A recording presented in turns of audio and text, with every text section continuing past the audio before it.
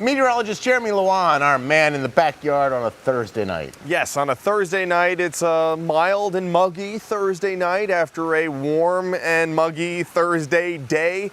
We're going to continue to have this summer-like August typical pattern with temperatures in the 80s, actually approaching 90 in some spots for the weekend, and then the risk for some isolated to scattered showers and storms, most likely on Sunday. We could see a few tomorrow and a few on Saturday. I'll time everything out in just a little bit, but let's take a recap of what we saw temperature-wise today. 90 for Williamsport. That is a heat wave. We had 90 degrees 3 days in a row out in Lycoming County. Even some spots in the Susquehanna Valley saw 90 degrees, but not Selinsgrove, and Avoca did not hit 90 today either.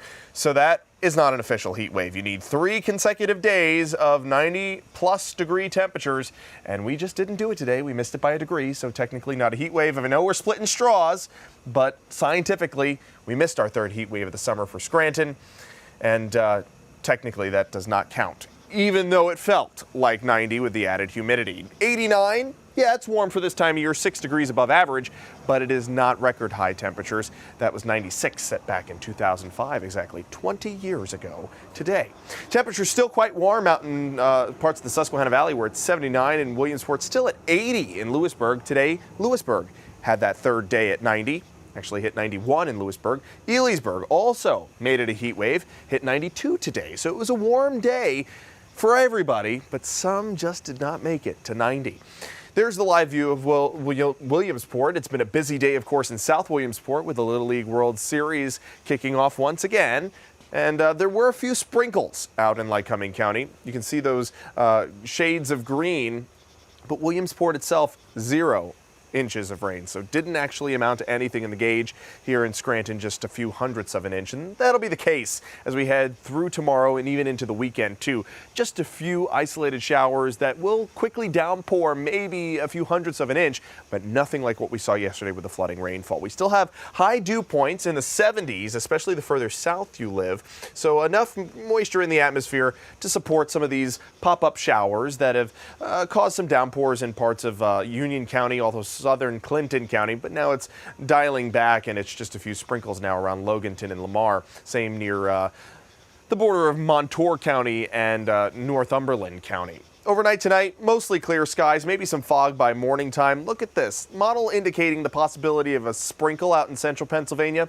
Most of us going to break out to sunshine into the afternoon, though, after those clouds burn off throughout the morning. Then into the evening hours, maybe a spot shower for those of you in eastern Pennsylvania. Not a deal breaker, but it could warrant the use of an umbrella for a little while. Then headed into your Saturday, starting off with clouds, breaking out the sunshine once again. Then we get the instability going, bubbling up some showers and storms into the afternoon. They will be isolated. Maybe 10% of you will see some rain showers, most of us remaining dry through our Saturday. Sunday, a different story, more widespread coverage. As far as rainfall amounts through Saturday, notice how it's not much, just a few hundredths of an inch to maybe 2/10 of an inch of rain. Overnight tonight, 65 will be the low. We'll have mostly clear skies, and that'll give us great views of the Perseid meteor shower. You want to direct your attention to the northeast, to the Perseus constellation. Could see anywhere from 25 to 100 meteors tonight, and the peak time to see the meteors is between 2 a.m. and 4 a.m. And I had to give you a check on Tropical Storm Erin. It's on the cusp of becoming a hurricane, a long runway to intensify, could become a major hurricane by the time we get to Sunday. But we have these steering patterns in the upper levels of the atmosphere that will push it back out to sea. So I don't see any hurricane touching down in the contiguous United States, but there could easily be hurricane force winds in the vicinity of places like the Outer Banks of North Carolina and Puerto Rico. So we'll be tracking it very closely. It'll definitely cause some rip currents by late next week if you're planning a beach getaway. There's your 7-day forecast. It will be hot again Friday, Saturday, and Sunday.